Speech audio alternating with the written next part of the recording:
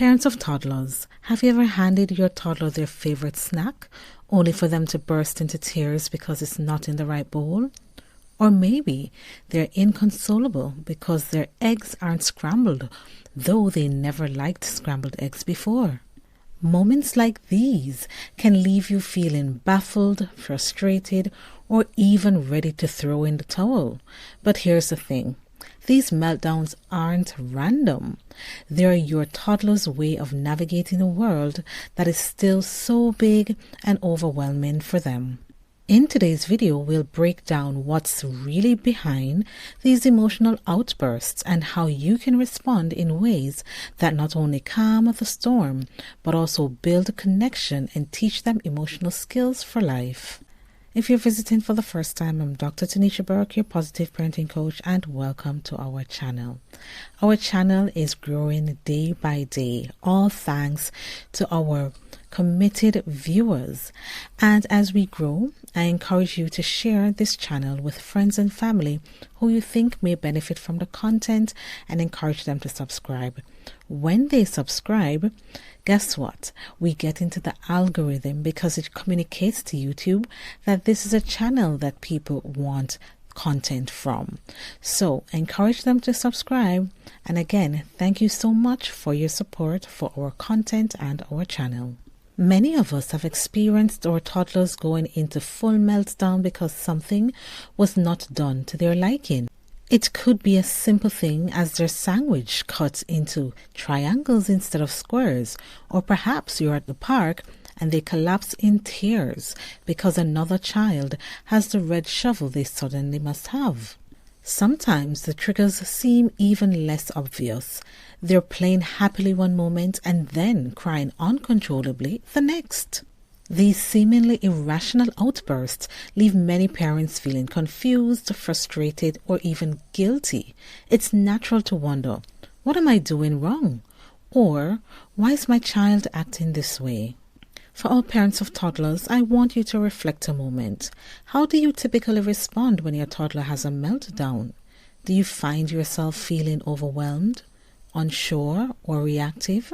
What's your internal dialogue when this happens? These questions aren't meant to criticize, but to help you pause and reframe these challenging moments as opportunities for connection and growth. So, let's explore why these meltdowns happen and how you can respond in ways that nurture your child's development. To understand why meltdowns occur, we need to look at the biological, cognitive, and social development of toddlers.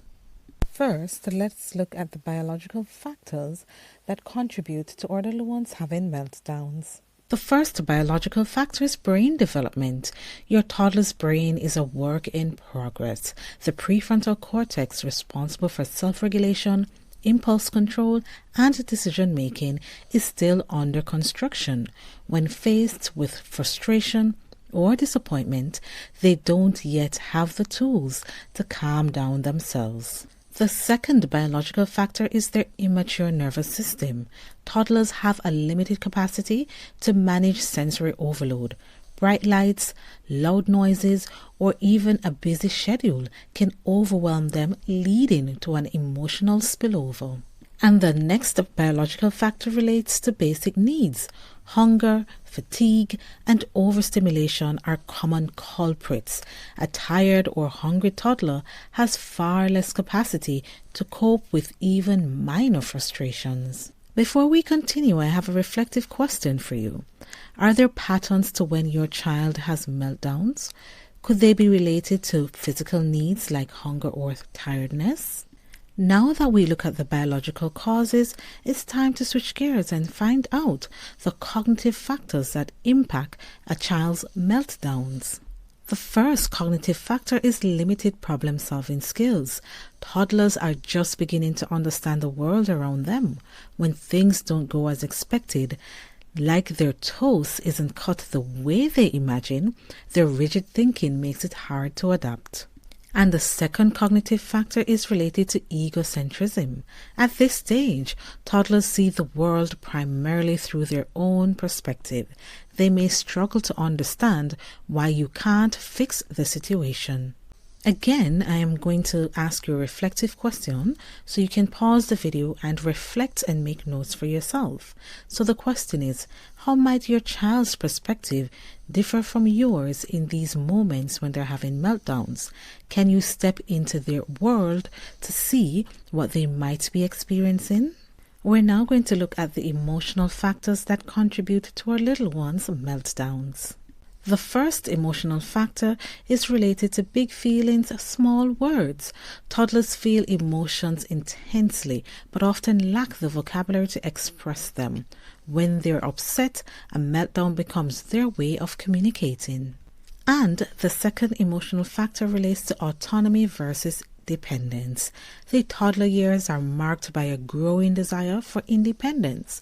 When they feel powerless, like they can't control how their toast is cut, they may react with frustration or sadness. So let's pause again and ponder this reflective question. How does your child's need for independence show up in your day-to-day interactions? Are there ways to give them more choice or control? Now that we have a clearer understanding on the biological factors, cognitive factors, and emotional factors that contribute to our little ones' meltdowns, we are now going to provide you with positive discipline tools and strategies that you can use whenever you experience a meltdown with your toddler. Our first tip is to regulate yourself first. Your calm is contagious, parents. When faced with a meltdown, take a moment to ground yourself. Take a deep breath, count to 5, or silently remind yourself, this is not personal. My child is having a hard time, not giving me a hard time. As you reflect on this tip, I have a question for you. To also consider, how do you typically regulate your emotions during stressful parenting moments?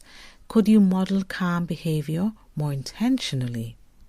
Our second tip is to acknowledge their feelings. Empathy is a powerful tool.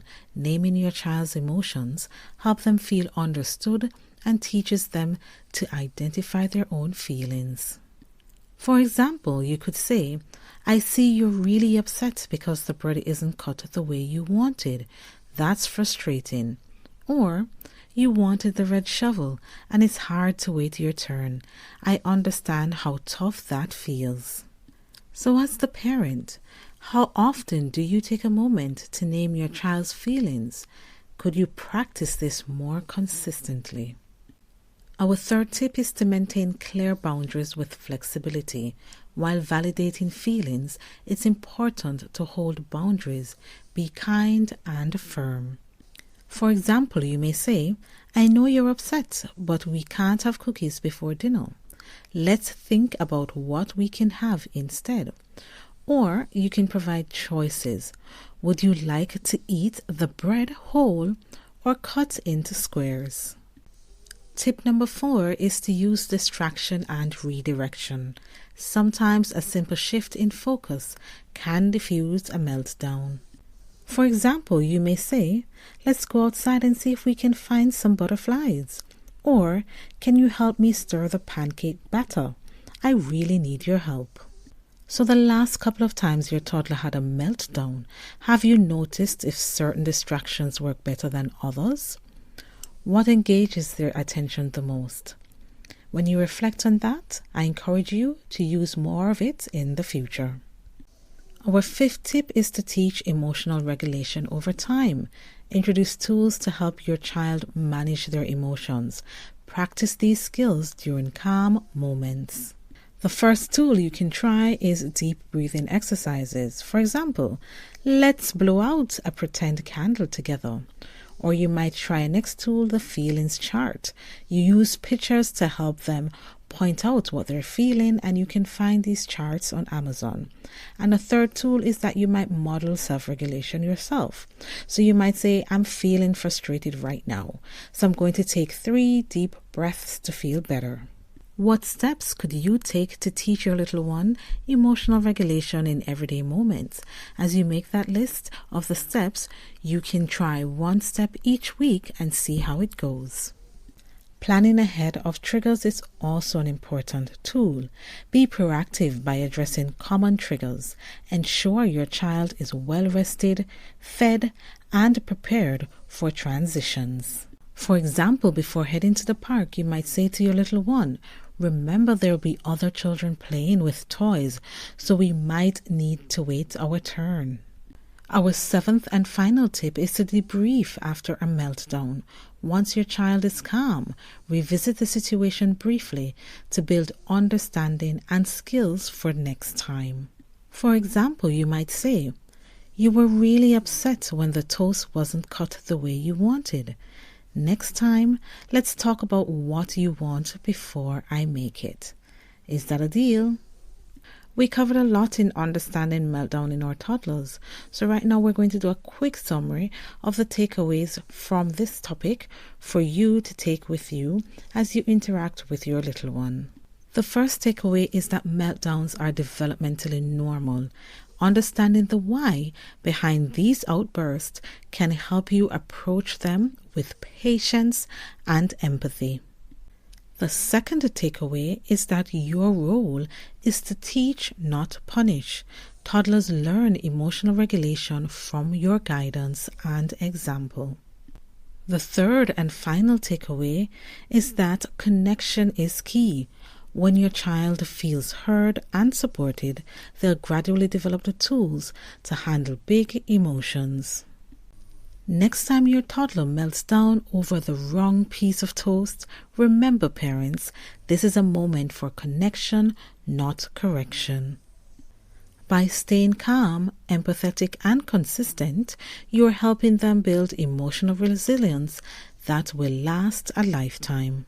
We're at the end of our video of understanding the causes of meltdowns and what we can do about them. It is a very overwhelming experience for us as parents, but with the right tools, we can respond appropriately. So we hope that the tips we provided today have been helpful for you. We would love to hear from you in the comment section. So which one of the tips work best for you when you're interacting with your little one who is experiencing a meltdown? Again, if you have friends or family who you think may benefit from this content, please share this video with them. Thank you so much for joining us, and goodbye for now.